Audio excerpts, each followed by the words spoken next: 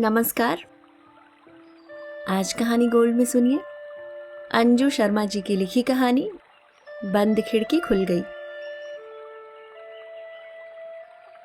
उस रोज सूरज ने दिन को अलविदा कहा और निकल पड़ा बेफिक्री की राह पर। इधर वह बड़ी तेजी से भाग रही थी, इस उम्मीद में कि सड़क पर हर अगला कदम उसके घर की दहलीज के कुछ और करीब ले जाएगा। तेज, बहुत तेज, मानो उसके पांव में रेसिंग स्केट्स बंधे हों।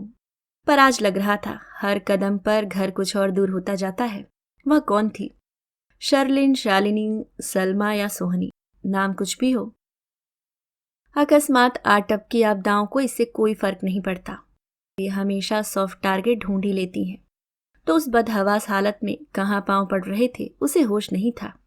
हाथ का बैग कब कहाँ गिर गया था उसे याद नहीं। उस मीठे जाड़े वाले सर्द मौसम, एक शॉल को अपने जिस्म पर कसे वह दौड़ती जा रही थी। ऑफिस से लौटते हुए अपनी एक दोस्त के यहाँ जाना था उसे। एकाएक शहर दंगों की चपेट में आ गया।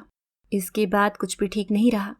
अमूमन वास्तविक दंगे शुरू होने के काफी पहले से ही स्थितियां शांति के विरुद्ध कदम बढ़ाना शुरू कर देती हैं। अफवाहें, आरोप प्रत्यारोप हवा में घुल जाते हैं।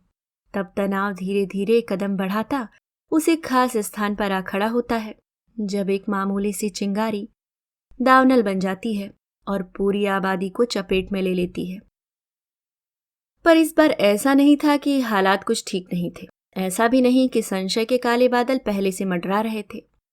तो अचानक ये क्या हुआ कि एक जुलूस निकालने को लेकर कुछ झगड़े की आड़ में शैतान मुस्कुराया और पूरा शहर दंगों की चपेट में आ गया था।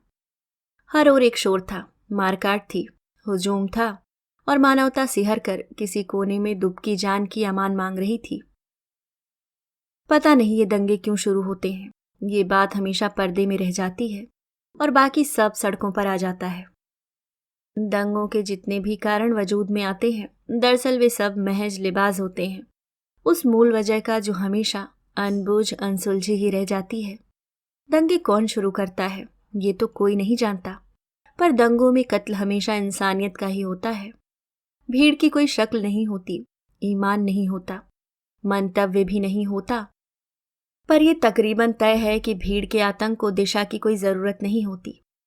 रास्ता अब उसकी पहचान के दायरे से बाहर निकल चुका था और आगे का रास्ता दिमाग नहीं, डर तय कर रहा था। उसके भागते हुए बदहवास कदम रास्ता मुड़ने पर मुड़ते गए और कुछ देर बाद वह एक गली में थी। थोड़ा आगे उसने खुद को गली के आखिरी छोर पर एक मकान के सामने पाया।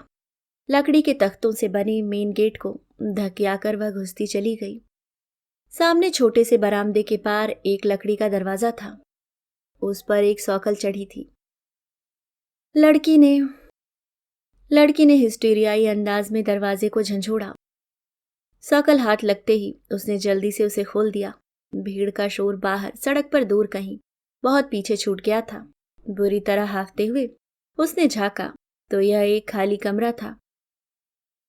आसमान में गहराए अंधेरे पर एक नजर डालकर वह बदहवास सी भीतर चली गई। घर में घुसते ही उस पुराने अधटूटे लकड़ियों के दरवाजे पर लटकी लोहे की सौकल लगा ली और एक कोने में बैठ गई।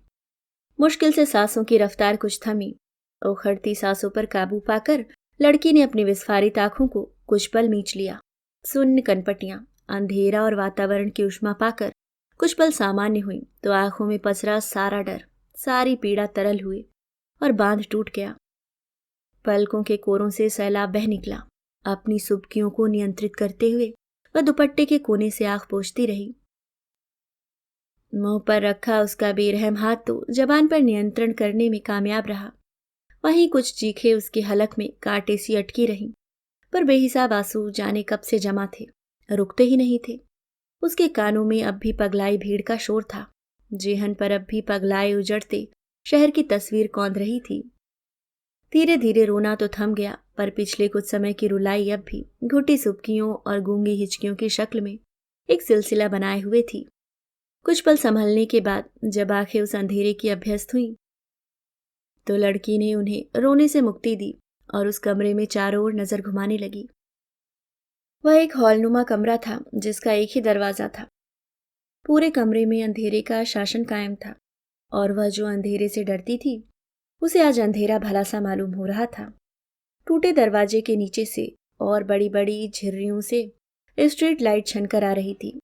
उसे लगा दरवाजे के नीचे से रेंग कर आता रोशनी का नाग आएगा और उसका गला दबोच लेगा। उसने अपने पैरों को खुद से सटाया और एक गठरी की शक्ल में अपने घुटनों पर सर टिका दिया।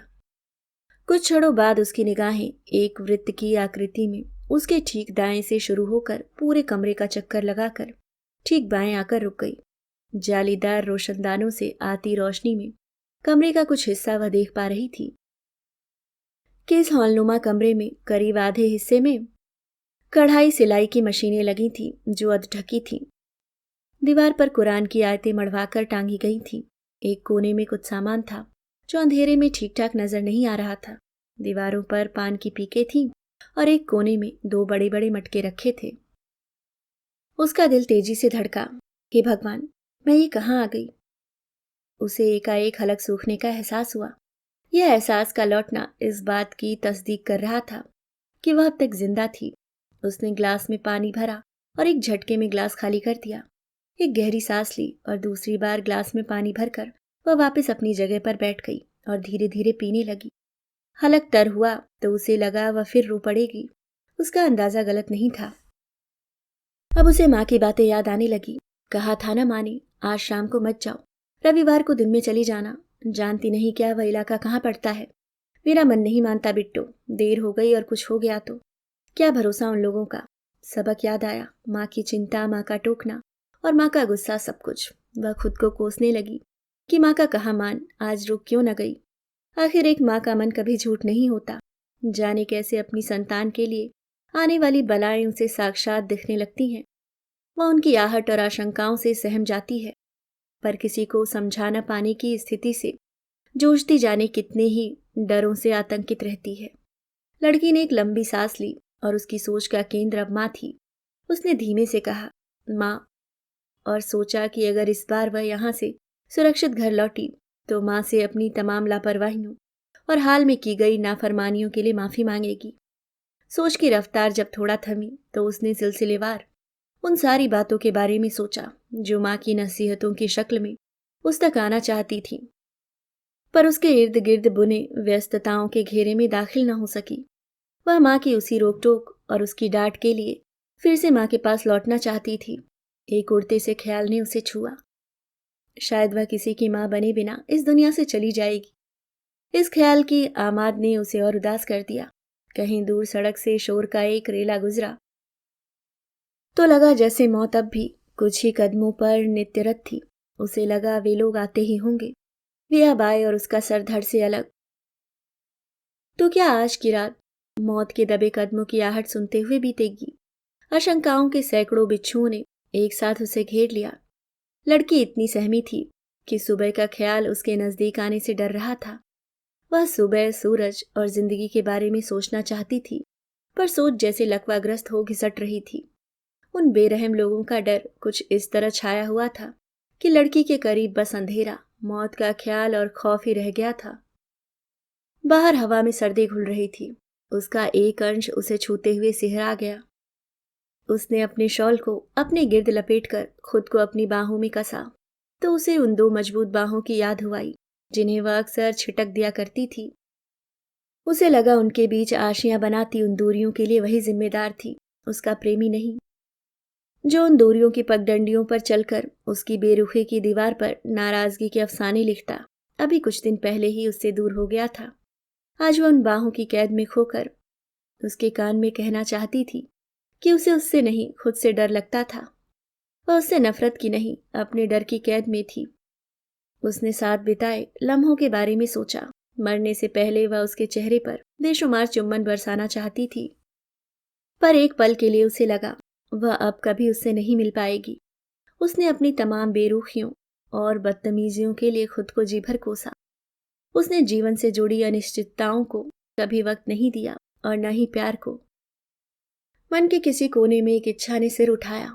अगर यह उसके जीवन की अंतिम रात है तो ये सर्द रात आज वह अपने प्रेमी के बाजुओं के घेरे में उसके सीने पर सर रखे गुजारना चाहती थी। कम से कम उसके प्यार को महसूस किए बिना वह दुनिया से कैसे जा सकती थी। यूं लड़की अपने आप को बेतरह कोस रही थी, पर इस अकेले कमरे और भय और अनिश्चितता भरी रात में वह खुद ही एकमात्र साथी थी। भला खुद से कब तक नाराज रहती। वह एक बार फिर खुद के पास लौट आई। उसने जैसे खुद को ही धीमे से थपथपाया और लौट आई अपने खोल में, जिसमें कुछ देर पहले उसका दम घुट रहा था। दीवार से टेक लगाए शॉल में कांपती वह ऊँग रही थी। धीरे धीरे बोझिल हुई पलकें भारी हो चली थीं। रात का तीसरा पहर भी अब बीत चला था। कहीं दूर मस्जिद की अजान से उसकी झपकी टूटी तो बाहर पक्षियों की चचहाहट ने उसे एहसास दिलाया कि सुबह होने को ही है। उसने खुद को तसल्ली देने की एक और कोशिश की, पर दूर दूर तक इत्मीनान की आमद की तो कोई आहट नहीं थी। कुछ देर बाद झिर्रियों से मध्यम रोशनी कमरे में आने लगी, जो स्ट्रीट लाइट की नहीं थी। ये रोशनी सुबह की आमद का पैगाम लाई थी।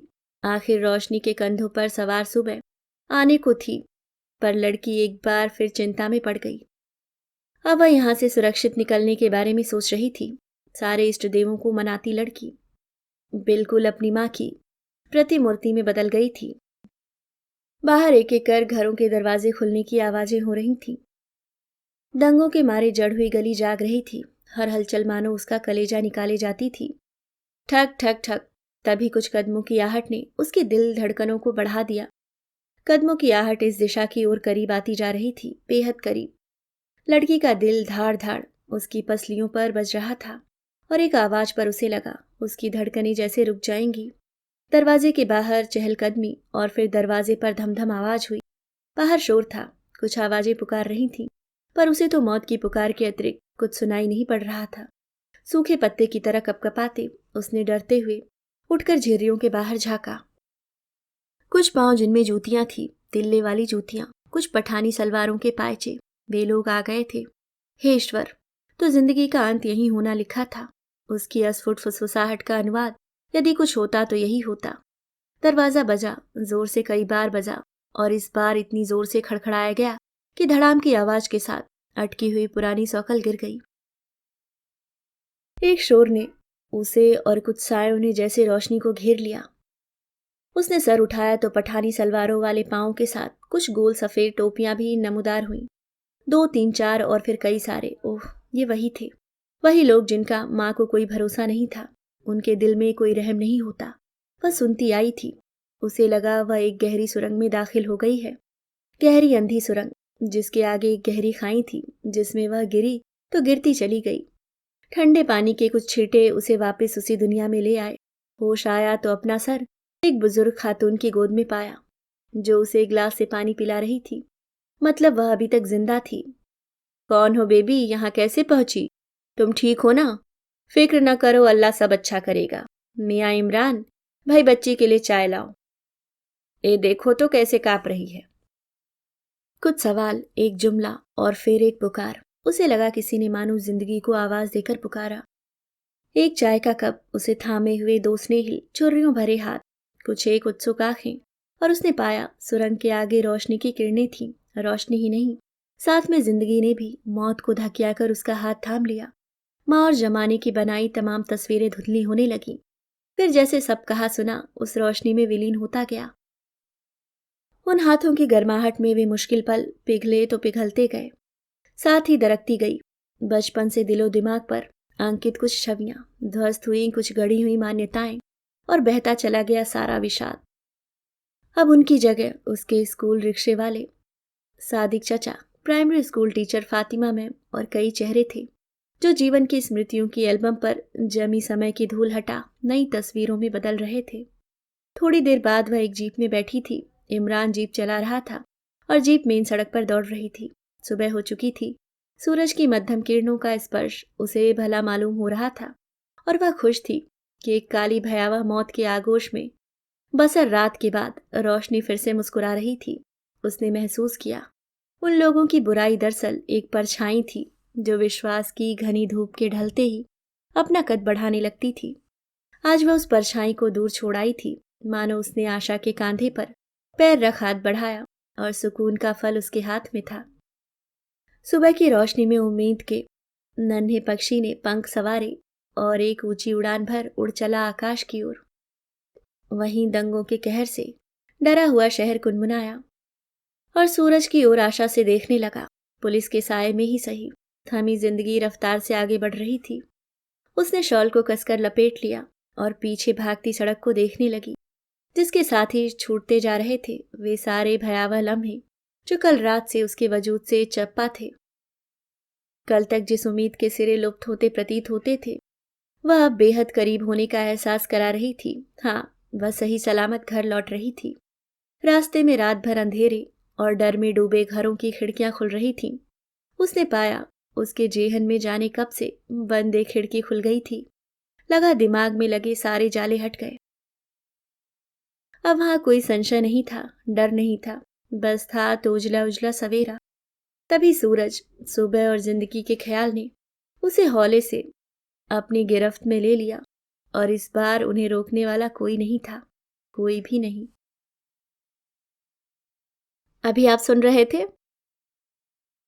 अंजू शर्मा जी की लिखी कहानी बंद खिड़की खुल गई। उम्मीद करती हूँ दोस्तों कहानी आपको पसंद आई होगी। अगर आप चैनल पे नए हैं तो सब्सक्राइब करना ना भूलें। धन्यवाद।